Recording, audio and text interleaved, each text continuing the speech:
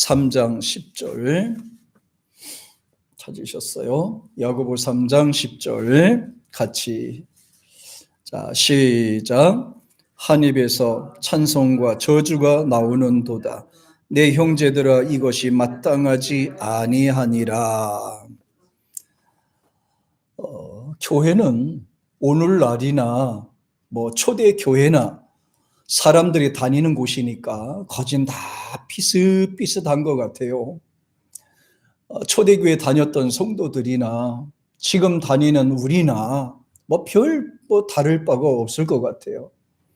당시 초대교회에 야고보 사도가 이 편지를 쓰게 된 첫째 목적이 그거예요. 말, 혀, 주의하라는 거예요. 교회를 다니는 사람들이 특별히 교회에 와서 찬양하고 영광 돌리면서 또 밖에 나가서는 저주하고 불평하고 원망한다. 이건 합당치 않다. 이렇게 하면 안 된다. 지금 그 얘기를 하는 거거든요. 그러니까 아마 야고보 사도가 당시에 이 편지를 쓰면서 그 교회에도 이런 분들이 좀 있는 것 같아요. 이것 때문에 속이 상하고 이것 때문에 교회가 분쟁이 생길 것 같아요. 그래서 교회를 다니고 하나님의 자녀가 된 사람들이, 믿고 구원받은 사람이, 죄에서 속량함을 받은 사람들이, 하나님 나라에 들어갈 사람들이, 택함 받은 하나님의 자녀들이 그렇게 하면 쓰겠냐. 한 입에서는 찬송이 나오고 돌아서면 저주가 나오고 또 앞에서는 순종하는 것 같은데 뒤에 돌았으면 불평하고, 이렇게 하면 안 된다는 거예요. 그러면서 10절 하반절에 보니까 이렇게 말해요. 형제들아 이것은 마땅치 않다. 이런 것은 합당치 않다. 이런 부분에서는 이런 거는 전혀 이건 맞지 않는 말이다 이거예요. 그러면서 말합니다.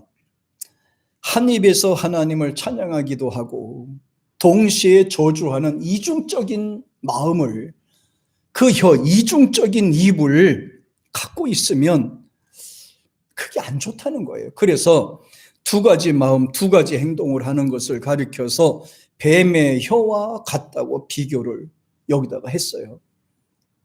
너희들은 사실 뱀의 혀 같다. 너희들은 한 입으로 찬송하고 한 입으로 저주하니, 한 입으로는 영광 돌리고 한 입으로는 불평하니 너희들은 뱀의 혀와 같다. 그리고 너희들은 사악하다는 거예요. 뱀의 혀와 같다는 것은 사악하다는 거예요. 아주 참 악하다는 그런 뜻으로 비유를 여기서 합니다. 독사의 혀는 세 가지라고 지난번에 말씀을 드렸어요. 첫째는 온도를 감지하는 역할을 한다고 그랬어요. 혀 하나가 세상 일에 민감한 것을 가리켜서 말해요. 쾌락에 민감한 거를, 노는데 민감한 거예요. 세상 풍습에 민감한 상태를 그렇게 표현하는 거예요. 오로이 하나님 앞에 기도하고 예배하고 응답받는 일에 민감하면 되는데 오로이 세상적으로 봤을 때 민감하다. 이건 합당치 않다. 두 번째는 쥐나 개구리나 먹이를 유혹했을 때 혀를 쓴다 이거예요. 할 수만 있으면 세상에서 놀거리, 먹을거리 찾아다니는 것을 이렇게 표현을 하는 거예요. 그러므로 예수 믿는 사람들은요, 세상 풍습이나 쾌락이나 노는 데나 먹을거리나 이런 데 쫓아다니지 말라는 거예요. 이런 거를 합당치 않다는 거예요. 이거는 하나님의 믿는 사람들이 해야 될 일이 아니라 이겁니다. 그러면서 말합니다. 세 번째는 이 독사는 확 물 때 그냥 이빨로만 탁 무는 게 아니라 무는 동시에 밑에서 독이 나온단 말이에요. 이거는. 이 말은 무슨 말이냐 하면은요, 말 속에 뼈가 있고 말 속에 가시 있게 말하지 말라 이 말이에요. 진실하고 정직하게 말하라 이 말이에요. 사람들에게 말을 해도 은연중에 자기 마음에 품었던 이야기로 하게 되면 본인이 먼저 알아들어요. 가시가 있는 말은 상대가 먼저 알아듣게 되는 거예요. 말 속에 가시가 있고 말 속에 불평이 있고 말 속에 원망이 있다. 그러므로 우리는 하나님의 자녀단 말이에요. 이중적인 모습을 이렇게 갖지 말라. 그 부분을 강조하면서요, 인간의 혀는 독사의 혀와 같이 한 입으로 선한 말과 비난하는 말을 한다고 이걸 지적해 주는 말씀이에요. 한 입으로 축복도 하고 한 입으로 저주도 한다. 이거 맞지 않는다 이 말이에요. 한 입으로는 칭찬도 하고 한 입으로 비판도 한단 말이에요. 이렇게 하면 맞지 않는다. 하나님의 자녀들은 이렇게 하면 안 된다. 야, 하나님께서 올해는 이렇게 수요일 날 나와서 예배 드시는 분들을 하나님이 성화시켜서 크게 쓰시려고 그냥 계속 말 조심하라고만 하는 것 같아요. 계속 말 조심하고 말 속에 뼈가 있고 말 속에 가시가 있으니 이 말을 주의하라, 이 부분을 강조하는 것 같아요. 그러니까 성경에서는 축복도 칭찬도 해야 되지만은, 잘 들으세요, 칭찬하고 축복도 해야 되지만 이건 조절하라는 거예요. 예, 조절하는 거예요. 그런데 절제하라고는 하지 않았어요. 축복하고 칭찬하는 거는 조절하라고 그랬지, 이건 절제하라고 하지 않았어요. 절제하는 것과 조절하는 것은 틀린 거예요.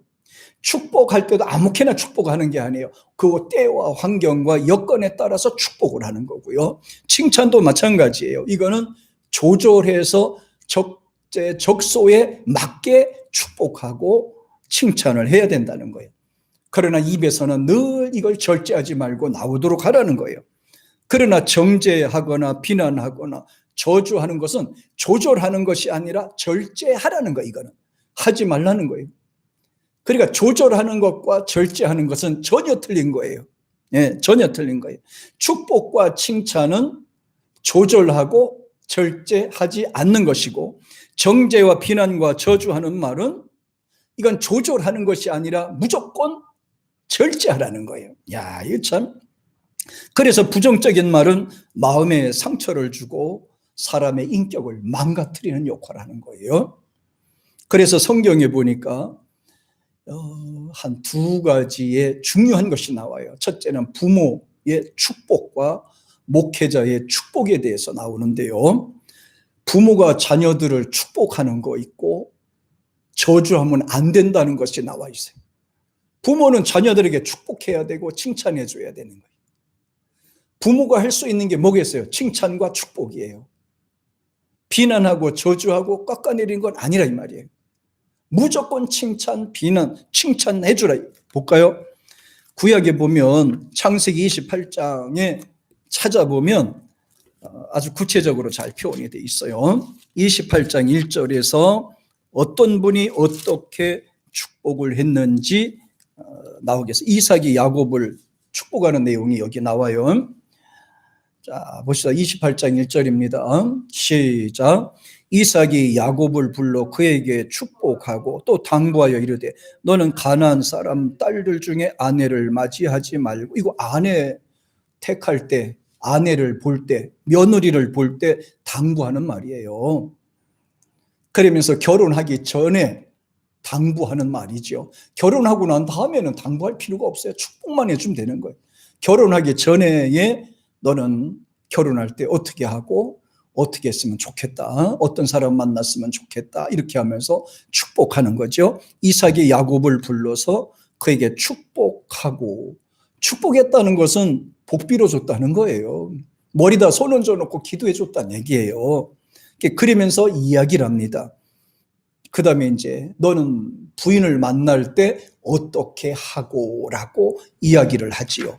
31장 55절에 보면은, 또 31장 55절에 볼까요? 55절에 찾으셨죠? 자, 같이 시작. 라반이 아침에 일찍 일어나 손자들과 딸들에게 입맞추고 그들에게 축복하고 떠나 고향으로 돌아갔다. 여기서 아주 중요한 내용이 나와 있어요. 사실은 라헬과 레아는 지금 야곱이를 따라서 지금 도망가는 상황이거든요. 그것도 아버지 몰래, 친정 아버지 몰래 재산을 다 모아놓고 전부 그 다음에 그 양들, 그 수많은 양떼들 자기 거를 빼갖고 가는 거예요. 그러니까 얼마나 화가 나겠어요. 아니, 이야기하고 가지. 사실 이야기하면 보내주지도 않았지만 이야기하고 가지. 왜 도망가듯이 하느냐? 그 재산은 누구 거냐? 내 거 아니냐? 그리고 그 딸은 누구 거냐? 그것도 내 거 아니냐? 어찌 너는 도둑놈처럼 몰래 빼갖고 가냐? 화가 나요. 쫓아왔어요. 군사들 데리고요. 하인들 데리고 쫓아간 거예요. 어떻게 좀 해보려고 하는 거예요. 잘못하면 여기서 야곱이가 죽을 수 있는 그런 상황입니다. 그런데 원만히 해결돼서 라반이 아침에 일찍 일어나서 손자들과 딸들에게 입 맞추고 그들에게 축복하고 떠나 고향으로 돌아갔다. 이 부분에서도 굉장히 중요한 내용을 미운 사람에 축복하는 거예요. 손자들도 축복하는 거예요. 손을 얹어놓고 축복하고 기도해 주는 거예요. 이 참 속상할 텐데 이게 축복했죠. 히브리서 11장에 보니까요, 야곱이가 어떻게 또 축복을 했는지 나와 있습니다. 야고보 히브리서 11장 21절에 보니까요, 21절에 이렇게 표현합니다. 자, 보세요. 믿음으로 야곱은 죽을 때 요셉의 각 아들에게 축복하고 그 지팡이 머리에 의지하여 경배하였으며, 야곱이가 죽을 때 요셉의 각 아들에게 축복기도 했는데 이렇게 축복했지. 이렇게 큰 아들은 왼쪽에, 작은 아들은 이렇게 양쪽에 걸쳐서 이쪽을 이렇게 해야 되는데 이렇게 했어요. 오른손이 작은 아들, 이 왼손이 큰 아들 이렇게 했어요. 그러자 요셉이가 아버지, 얘가 큰 아들이고 얘가 둘째거든요. 그랬더니까 여기에서 야곱이가 화를 확 내요. 알아, 나도 알아. 그런데 하나님께서는 그렇게 안 하는 거야. 탁 놓고 하나님께 이제 기도하는 거예요. 그러면서 이제 큰아이한테는 너는 동생을 섬길 것이고 뭐 이렇게 막 축복 기도를 이제 쭉 해요. 이게 죽기 직전에 이 손자들 놓고 기도하는 거예요. 야, 이게 참 멋있지 않아요? 천국 가기 직전에 손자들 딱 놓고 머리다 손 얹어 놓고 기도하고, 그래 하나님께 복 받을지어다 하고 그 다음에 꽃가닥 하면서 그냥 천국에 가는 거야. 이야, 참 멋있어요. 야곱과 에서에게 축복하였으며, 이삭도 그랬잖아요. 이삭도 그랬어요. 20절에 보면 믿음으로 이삭은 장차 있을 일에 대하여 야곱과 에서에게 축복기도 해줬고, 참 멋있습니다요. 이 정도는 돼야지, 그죠? 이 정도는 돼야지요. 그때 놓고 이제 욕을 하는 거야. 너희들은 어떻게 살고 어떻게 했으면 좋겠다. 이렇게 이제 합니다. 기도다. 그런데 축복 기도를 하면서 반드시 따라오는 것이 하나가 있죠. 권면의 말씀을 꼭 해줬어요. 너희들은 이렇게 하라. 이삭은 야곱에게, 야곱은 또 그 아들 요셉에게 너희들은 어떻게 살아라 이렇게 반드시 했어요. 축복 기도 해준 다음에 한 거예요. 이 부분은 기도 안 해주고 권면하는 게 아니고 축복 기도하고 난 후에 권면하는 거예요. 이 순서가 바뀌면 안 돼요. 기도도 안 해주고 이야기만 하면은 잔소리가 돼버려. 그런데 축복 기도를 하고 난 후에 이야기를 해주면 그거는 권면이 아니라 그거는 메시지가 되는 거예요. 설교가 되고 그걸 하나님이 하시는 것으로 되는 거예요. 성경에 거지 그렇잖아요. 거제 믿음의 사람들은 자녀들에게 축복 기도 해주고 난 후에 권면을 했어요. 그냥 붙잡고 권면해 줘 보세요. 요새 누가 듣겠습니까? 그러면서 징계도 기도한 후에 하는 거지 그냥 하면 싸움 나요. 요새는. 그게 요새는 다툰 일이 생기거든요. 자, 그래서 부모님들이 해야 될 일이 뭐예요? 자녀들을 축복 기도해줘라. 칭찬을 해줘라. 다른 말 하지 말라.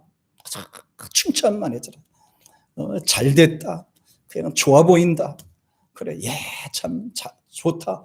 그냥 좋은 것만 해줘. 좋은 것만. 다른 거 필요 없어요. 요새 자녀들은요, 조금 잔소리 했으면 다 떠나버리고 안 찾아옵니다. 누가 요새 젊은 사람들이 누가 어른들의 잔소리 들으려고 해요? 다 자기의 개성이 있고 캐릭터가 다 있기 때문에 자존심이 있어요. 우리도 어렸을 때 똑같습니다. 우리도 어렸을 때 어른들이 얘기하면 안 들었어요. 귀찮고 도망갔습니다. 요새도 마찬가지예요. 우리 또래하고 같은 거거든요. 또 그럼 목사는 또 뭐 하냐? 목사는 성도를 축복하는 일을 합니다.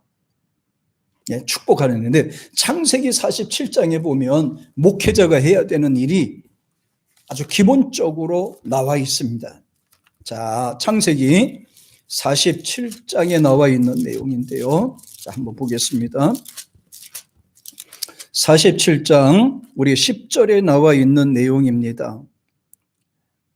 자, 이거 참 대단한 거예요.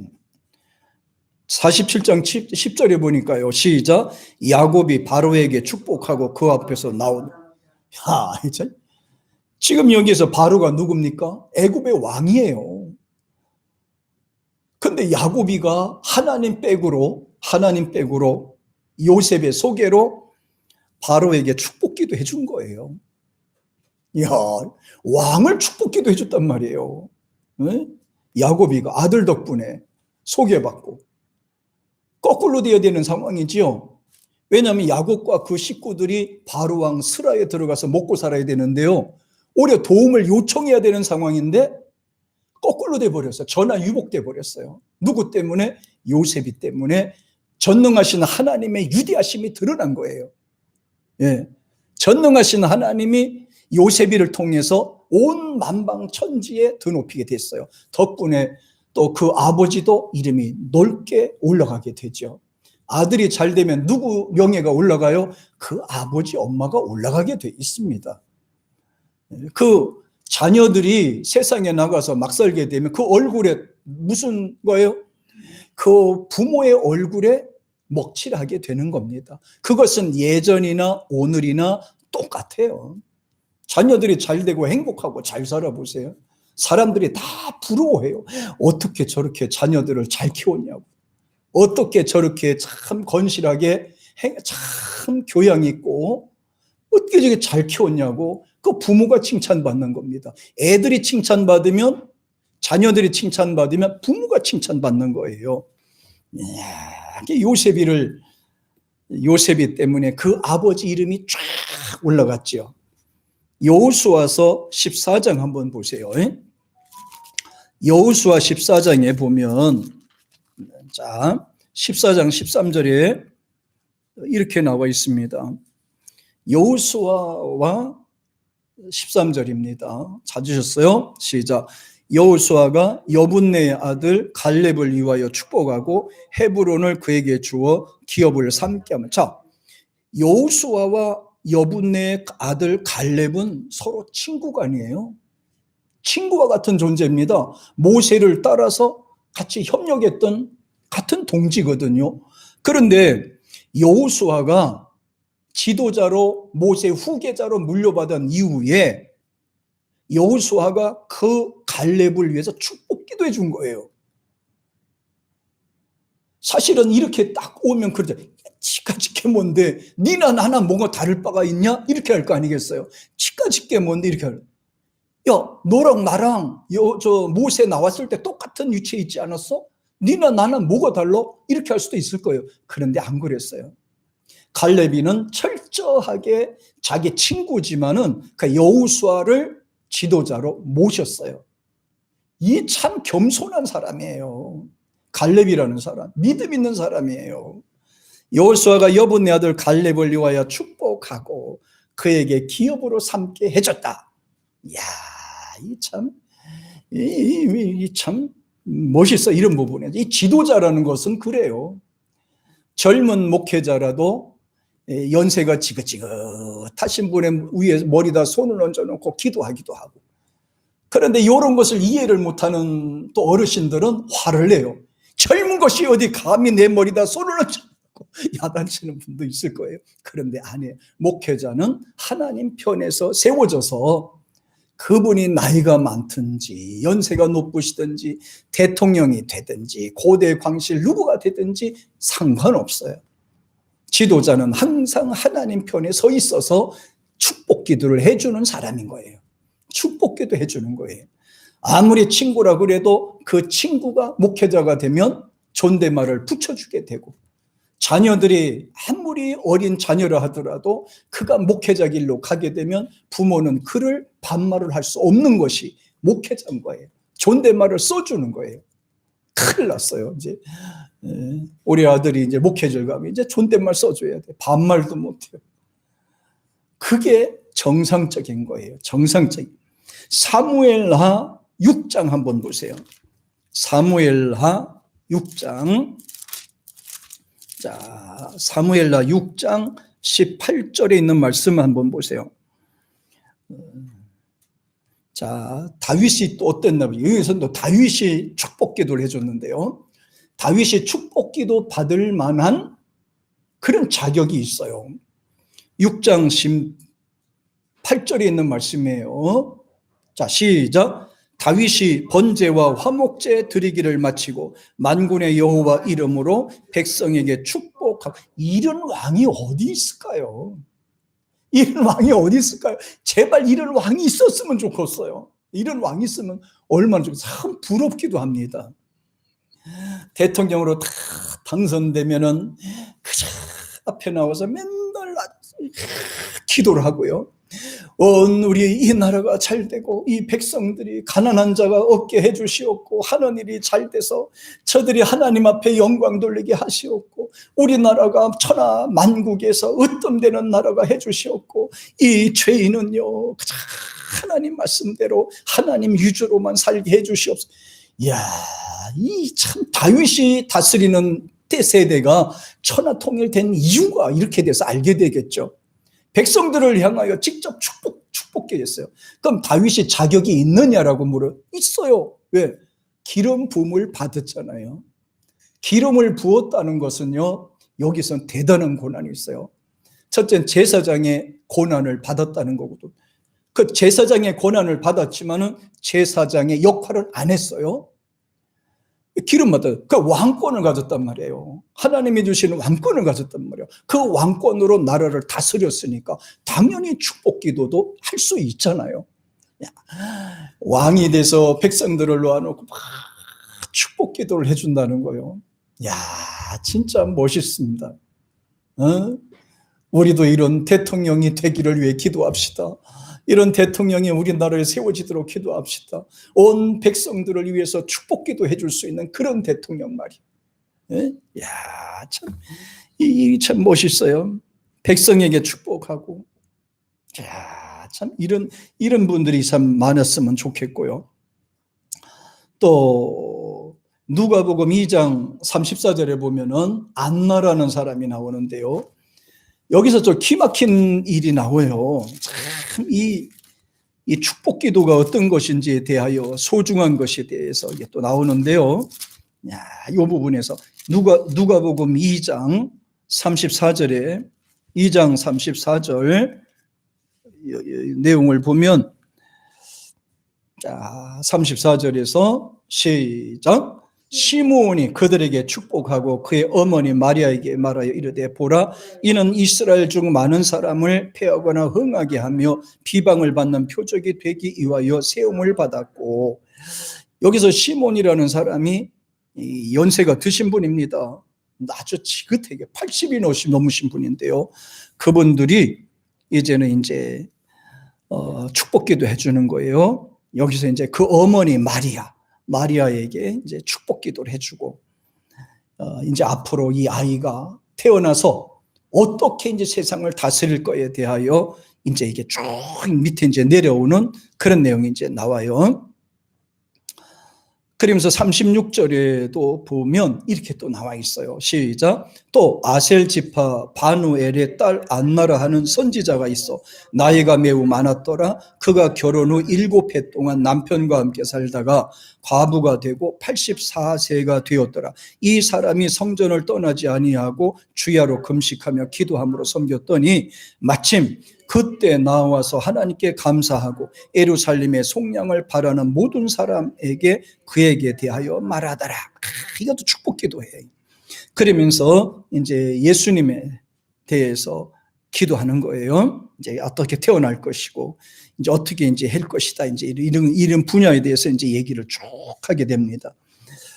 자, 여기까지는 뭐 부모가 자식을 축복 기도해주고 목회자가 성도들을 축복기도 해주는데, 이 성도만 축복기도 해주는 게 아니라 국가의 원수까지도 관리들까지도 세상의 모든 사람까지도 축복기도를 해야 된다는 고난이 기름 부은 목회자에게 주어졌다 이 말이에요.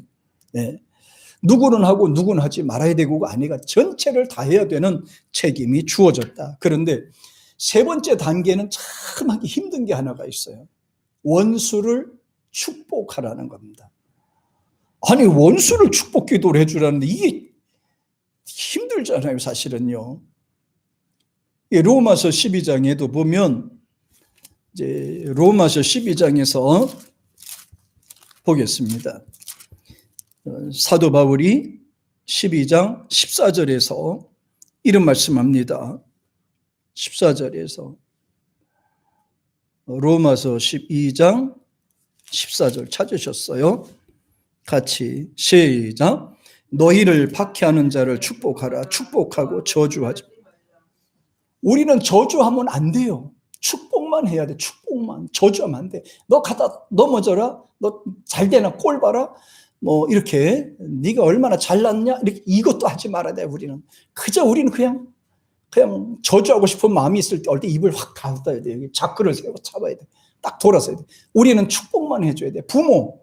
부모님들, 그 다음에 목회자는 그냥 축복만 해주는 거예요. 저주하면 안 되는, 저주권 없어요.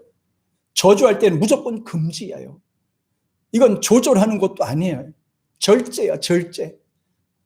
절제하는 것도 갈라디아 5장 22절에 보면 이거 성령의 열매라고 그랬어요. 축복하고 저주하지 말라. 예수님도 그 말씀을 똑같이 했어요. 그냥 축복하고 칭찬만 해주는 거예요. 그러나 그 뒤에는 징계가 있다. 징계도 어렸을 때는 징계지 크면 징계도 안 막혀요. 어렸을 때 망령된 짓을 하기 때문에 엉뚱한 짓을 하니까 징계도 필요하고 야단도 치지만은 그러나 벌써 성장하면 그건 못하는 겁니다. 그냥 축복만 하시는. 그러니까 잘 되기를 바라는. 만나면 그냥 화나거든 손잡고 축복해 주시는. 다른 거 없어요. 하나님이여 복 많이 주세요. 왜 건강하게 해주세요. 이게 부모가 할 수 있는 게 그거예요. 그냥 다른 거 없어요. 목회자인 저도 마찬가지고 그냥 만나면 축복해 주는 거예요. 거기다가 저주하면 큰일 나잖아요. 심지어는 박해를 하는 사람까지도 축복하고 저주하지 말라고 그래요. 박해자가 누구예요? 나를 못 살게 구는, 나를 못 살게 하는 사람까지도 축복하라는 거예요. 나를 괴롭히고 모함하는 사람까지도 축복 기도해 주라는 거예요. 그러니까 부모가 자식을 위해서 축복 기도해 주고 목회자가 성도들을 위해서 축복 기도해 줄 수가 있는데 이 왼수들을 위해서 축복 기도해 주기가 쉽지 않단 말이에요. 그런데 하라는 거예요. 이건 거두절미하고 축복 기도해 주래요. 예. 그러면서 고린도전서 4장 12절에서 이렇게 말씀하셔요. 고린도전서 4장 12절에서 아주 진짜 이런 거는 참기 어려운 부분인데요. 이것도 감당하라 그랬어요. 4장 12절 시작. 또 수고하여 친히 손으로 일을 하며 모욕을 당한 즉 축복하고 박해를 모욕을 당한 즉 뭐하고 축복하고. 모욕을 당한다는 거는 계속 없는 죄를 뒤집어 씌우고 안 했는데 자꾸 했다고 그리고 거짓말로 자꾸 모함하고 하는 거를 이렇게 표현하는 거예요. 그리고 뒤에는 뭐예요? 박해하는 받은 즉 말로 뱉지 말고 참으래요. 그냥 변명하지 말고 참으라는 거예요. 변명해봤자 치사하고 더러워진다. 그러면서 13절에 보니까 또 뭐라고 그랬어요? 시작. 비방을 받은 즉 권면하니 우리가 지금까지 세상의 더러운 것과 만물의 찌꺼기같이 되었었다. 이게 과거형이거든요. 만물의 찌꺼기같이 살았던 우리를 예수님께서 나를 건져주셨는데 나는 그 은혜를 갚아드리는 방법이 뭐냐? 축복해 주는 거란 말이에요. 축복기도 해주라는 거예요. 네. 권한이 분명히 다 나와 있습니다. 부모는 자식을, 목회자는 성도와 모든 사람들을 축복해 주는 거다. 핍박해 주는 사람까지도, 핍박하고 모함하는 자까지도 이렇게 축복기도 해라. 예. 그래서 목회자가 축복기도를 해줄 경우에는 성도들이 하나님의 복인 하늘의 복과 땅의 복을 누리도록 딱 정해져 있어요. 자꾸 흔드는 거예요. 이제 하늘의 줄을 자꾸 흔드는 거예요. 축복기도의 권한이 여기 이렇게 돼 있어요.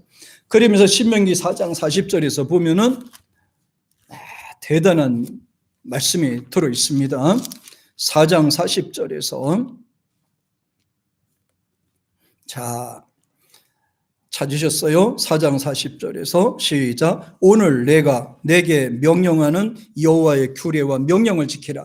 너와 네 후손이 복을 받아 내 하나님 여호와께서 내게 주시는 땅에서 한없이 오래 살리라. 자, 교회에서 목회자가 축복하고 기도를 하고 하면 성도들은 100% 잘 되게 돼 있어요. 그 제 말이 아니라 여기 성경에 나와 있는 거니까. 하나님의 권능의 힘을 얻어서 기름 부어주심에 대하여 그 권능으로, 그 고난으로 교회에서는 축복 기도를 하는 거예요. 그럼 하나님께서는 그 축복 기도 소리를 들으시고 하나님께서는 성도들에게 길을 열어주시고 은혜를 내려주시는 거예요. 모세를 통해서 이스라엘 민족이 머리카락 하나 다치지 아니하고 광야 40년 동안을 지나온 걸 보면 알잖아요. 어떠한지 이 부분에서 잘 나와 있고 33장 13절에 보면은 자, 신명기 33장 13절 자, 여기 보면 요셉에 대하여 자, 33장 13절입니다. 시작. 요셉에 대하여는 일렀으되 원하건대 그 땅에 여호와께 복을 받아 하늘의 보물인 이슬과 땅 아래 저장한 물 그리고 태양과 결실하게 하는 선물과 태음이 자라게 하는 선물과 또 옛산의 좋은 산물과 영원한 작은 언덕의 선물과 또 땅의 선물과 거기에 충만한 것과 가시떨기나무 가운데 계시던 이의 은혜로 말미암아 복이 요셉의 머리에 그의 형제들 중 구별한 자의 정술에 임할지로다. 할렐루야.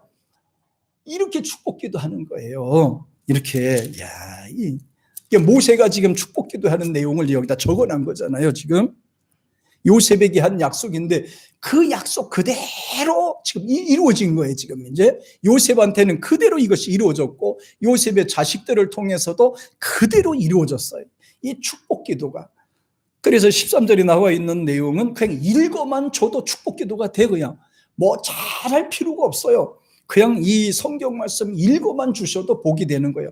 그냥 손잡고 읽어주면 그게 축복기도가 되는 거예요. 그만큼 대단한 것이 되는 거예요.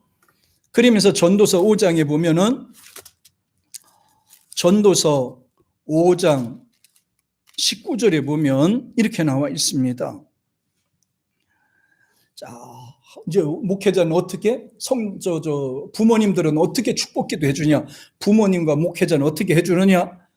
5장 19절에 나와 있습니다. 시작. 또한 어떤 사람에게든지 하나님의 재물과 부요를 그에게 주사 능히 누리게 하시고 제 몫을 받아 수고함으로써 즐거워하게 하신 것을 하나님의 선물이다. 여기서 잘 보세요. 복이 어떤 복이 되느냐 하면은 어떤 사람에게든지 하나님의 재물과 부요를 그에게 주시기를 축복기도 하는 거예요.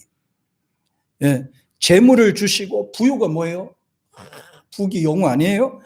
그런데 여기서 굉장히 중요한 것이 있어요. 자기 몫을 따라서 받아서 받게 하는 거예요. 그러니까 수고하여 누리게 만드는 거예요.